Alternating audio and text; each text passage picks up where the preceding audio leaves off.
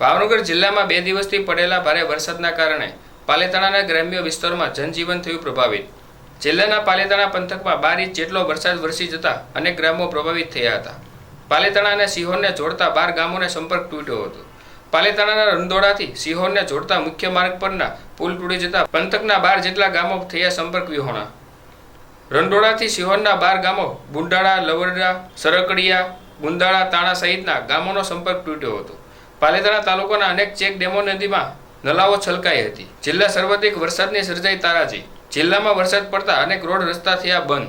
ભાવનગરના વાયા વલભીપુર ધંધુકા થઈ અમદાવાદ જતો હાઈવે થયો બંધ, જ્યારે ચમાડી પાસે આવેલા કોઝવેમાં પાણી ભરાતા હાઈવે પણ પ્રભાવિત થયો। હાઈવે બંધ થતા અનેક વાહન ચાલકો મુશ્કેલીમાં મુકાયા હતા, જ્યારે તંત્ર દ્વારા હાલ તાકીદના ભાગરૂપે તમામ તાકેદારીના પગલાં લેવામાં આવ્યા હતા।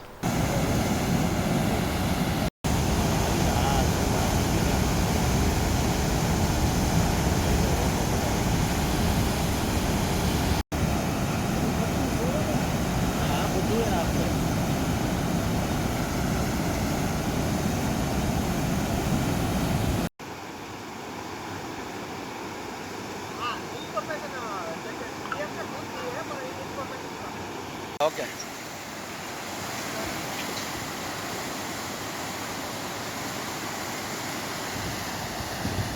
पानी लाओ